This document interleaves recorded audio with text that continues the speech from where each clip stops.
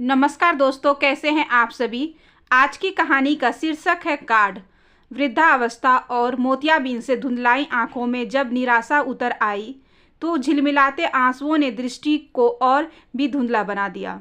जब दृष्टि धुंधला गई तो मस्तिष्क सक्रिय हो गया, क्योंकि हृदय का पलड़ा हल्का हो गया। क्यों करती हो इंतजार? कब तक करती रहोगी? क्या मिल जाएगा तुम्हें एक कार्ड आने से? व्यर्थ ही परेशान होती हो। इस बुढ़ापे में भी मोह माया त्यागने को तैयार नहीं। क्यों? आखिर क्यों? कैसे त्याग दूं मोह माया? सरोजनी बुदबुदाई। इसी मोह माया ने तो जिंदगी के 70 वर्षों को सुंदर बनाया और पल पल खुशियों में गुजरा। हर दिन एक नई आशा, नई खुशी लेकर आता था।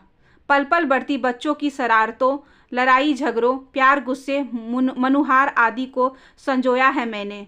भविष्य के सुंदर सपने बुने हैं। जब इतनी उम्र हंसी खुशी से बिताई है तो क्या कुछ वर्ष और नहीं बिता सकती? नहीं बिता सकती। बच्चों के बिना मेरा मन नहीं लगता। उनकी एक एक किलकारी, उनकी एक एक आवाज़ मेरा पीछा करती रहती है और मैं थक हार कर उन आवाज़ों से मोहित हो इंतज़ार करने लगती हूँ। उनके कार्ड का, कभी बर्थडे कार्ड का, कभी एनिवर्सरी कार्ड का, कभी थैंक्स कार्ड का, कभी न्यू ईयर का, तो कभी दीपावली का। एक ज़माना था जब दिल के गुब्बार को काले अक्षरों में अभिव्यक्त कर चाहने वालों को भेजा जाता था। हर शब्द जैसे साकार हो उठता था। भेजने वालों को व्यक्तिगत प्रत्यक्ष खरा हो जाता था और पाने वाले धन्य हो जाता। वह जब चाहता, जितनी बार चाहता, उतनी बार उसे सामने पाता और स्वयं उस चिट्ठी को बार बार चूमकर स्पर्श के आनंद से भर उठता। कितना सुखद लगता था पत्रों का मिलना और पत्रों का भेजना भी। प्रत्येक पंक्ति भावनाओं के ओत प्रोत मन को छू जाती। बिना खोले ही समझ जाते किसका है, कहाँ से आया है, और वह निर्जीव खत साकार हो उठता।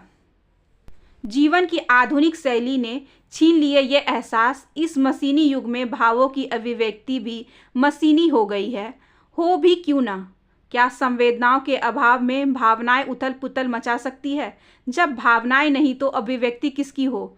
बस इसलिए बचा लिया इस नए विकल्प ने, यानी कार्ड ने। यहाँ हर कुछ मिलता है, हर कुछ बिकता है। सुंदर शब्दों की सुंदर अभिव्यक्ति भी, प्रस्तुतिकरण भी। बस आवश्यकता है पैसों की, यानी मनी की। इस मनी ने सबकी मनी बना दिया है।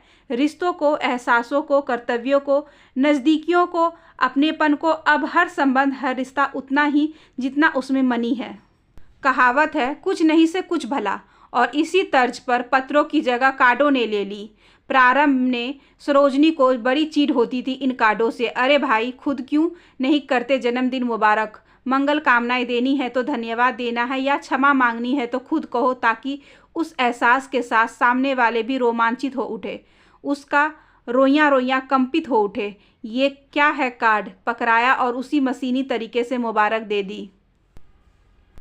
चलिए, शिष्टाचार के नाते ही सही, परंपराएं चल तो रही है, या यही क्या कम है इस आपाधापी की जिंदगी में। याद आता है वह दिन जब बच्चों के जन्मदिन पर अलग अलग कार्ड दिए और माँ को मुबारकबाद दी, तो न चाहते हुए भी सरोजनी ने बच्चे से कह ही दिया, इस कार्ड पर फिजूल खर्च करने में क्या जरूरत थी, तुम्हारा प्यार ही बहुत है। बच्चे कुछ उदास से हो गए। एक दिन तो हद ही हो गई। किसी बात पर दोनों बच्चों में झगड़ा हो रहा था। सरोजनी ने बीच बचाव किया, दोनों को डांटा तो लड़ाई का रुख ऐसा बदला कि वह लड़ाई आपस में ना होकर माँ बेटों की हो गई। अंत में माँ नाराज और बच्चे परेशान। बच्चों ने माफ़ी मांगने का कार्ड लाकर माँ को दिया और चुपचाप खड़े हो गए। माँ का पारा चढ़ गया। नालायकों, मुंह से नहीं बोल सकते, ऐसे मांगी जाती है माफ़ी, फिर आकर आए पैसे खर्च। इतना कहना था कि हंसी छूट गई बच्चों की। माँ, ये तो दुकानदार ने मुफ्त में दिया है। क्यों? सरोजनी ने आश्चर्य से पूछा। माफ़ी का है ना, ये मुफ्त ही मिलता है। अच्छा, कितना अच्छा है दुकानदार। बच्चे मुस्कुरा रहे थे कि माँ को बना दिया और माँ बनकर खुश थी, और बच्चे उसका कितना ख्याल रखते हैं। आज भी वह कार्ड अमानत ही तरह संभाल कर रखा हुआ है। अंधेरा बढ़ने लगा तो सरोजनी के पति ने उनसे कहा, कब तक करोगी इंतज़ार? अब पोस्टमैन नहीं आएगा? किसने कहा कि मैं इंतज़ार कर रही हूँ? मैं तो ऐसे ही बाहर बैठी हूँ। झूठ मत बोला करो इस उम्र में, मैं सब समझता हूँ। मुझसे कुछ मत छुपाया करो। हम एक दूसरे को इतना समझ गए हैं कि तुम कब क्या चाहती हो, क्या छुपा रही हो, कब सच बोल रही हो, कब झूठ, कब दिल के खुश होती हो, कब बाहर से, कितना बता रही हो, कितना छुपा रही हो। तुम्हारी हर बात से, हर चाहत से वाकिफ़ हूँ। फिर पूछते क्यों हो? रुआंसी होकर सरोजनी ने कहा, अच्छा, अब आगे से नहीं पूछूंगा, अब तो चलो, सहारा देते हुए उन्होंने कहा। तुम भी हद करती हो, अभी कल ही तो तुमने टेलीफोन पर बात की थी। कनाडा क्या इतने पास है जो आज खत लिखो और कल मिल जाए? तुम्हारा तो कभी दिल ही नहीं भरता। अरे बच्चों से बात करके कभी किसी का दिल भरता है भला?